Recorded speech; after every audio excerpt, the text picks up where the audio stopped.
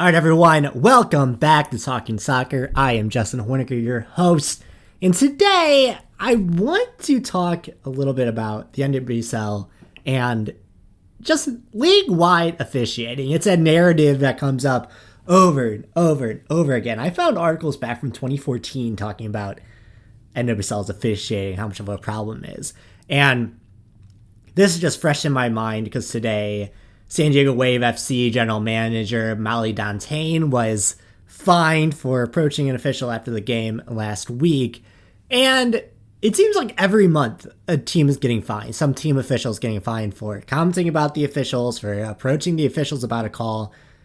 And it doesn't seem like it's ever gotten better. And it seems like it's a thing that has been talked about for almost a decade at this point. So explain a little bit about the structure of officiating at NWSL. NWSL officials are provided by PRO, the professional referee organization that works within the United States, Canada, Mexico, and NWSL is seen as Tier 2 for PRO. So Tier 1 is MLS because MLS is VAR. Tier 2 is NWSL and USL, United Soccer League, which is Division 2 of the men's side.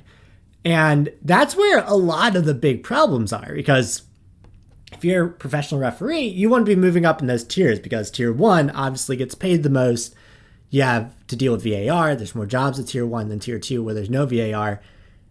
And that's kind of the crux of the issue, is that NWSL can do everything they want to pour resources into officiating education and holding officials responsible. But ultimately, you're not getting the best officials with the best track record as long as you're Tier 2 of the officiating hierarchy, which is an issue because NWSL is vying to be the best league in the world for professional women's soccer. MLS is not even in the top 10 of men's leagues, and that's someone who is an MLS fan, obviously. It's not the top of the top, though. And if you think about NWSL as arguably, people are going to say certain leagues, legal, for instance, are better leagues, are the Women's Super League, but top to bottom, last place team, first place team, NWSL is the deepest league in the world. It has some of the brightest stars on the world stage as far as soccer goes. So that's not debatable. You can debate me down in the comments though if you really want to. It just goes to this perception issue of in the greater American soccer landscape and the pro landscape, it's that NWSL is second tier to where the referees want to work in MLS. And if you follow MLS, you know that there's an officiating problem just in general with pro and all the referees. So if even the best of the best in the US aren't necessarily that good in terms of game control, in terms of calling things on the field right that don't need to be walked back later, now you're looking at a tier underneath that. And it's been an issue. I found a lot of comments. If you just go on NWSL's website, if you search officials and NWSL issues fine, you're gonna have pages upon pages of results. Louisville FC head coach Kim Bjorkgren last year, August 2nd, was fined for approaching officials. In Chicago, in April 2021, they issued multiple fines for a game between KC and the Thorns, where Kristen Edmonds was given a red card. One of the Thorns players was giving a red card. The Thorns red card was rescinded. Kristen Edmonds was given a match suspension as well as a fine for game misconduct. And this is all disciplinary actions that had to be given out after the fact because the situation was not handled at the end of the game on the field. There was another incident on April 10th of 2021 where a Racing Louisville player, Jorian Baucom, was giving a red card in the 83rd minute and was later fined for a major game misconduct and a one-game suspension despite not being given a red card on the field.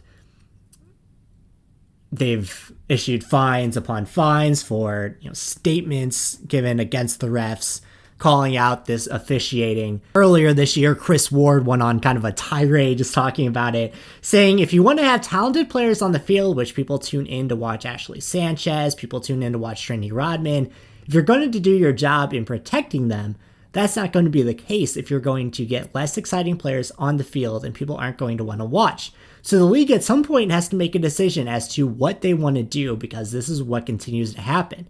It is so frustrating to watch it time and time and time again and listen to the absolute nonsense that comes back from them. NWSL coaches have complained about refereeing for years, and now we appear to be at an impasse. And we're still at that impasse. This was from last May. It's been a few months. The season's been rolling on and hasn't really been addressed as you can see from the fines being given out today when I'm recording this episode. So there is definitely an officiating problem.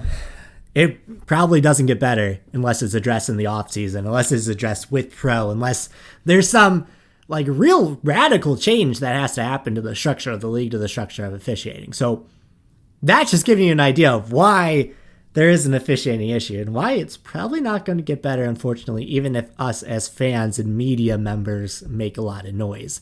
Anyway, thank you so much for hopping in, for talking with me today. As always, I've been Justin.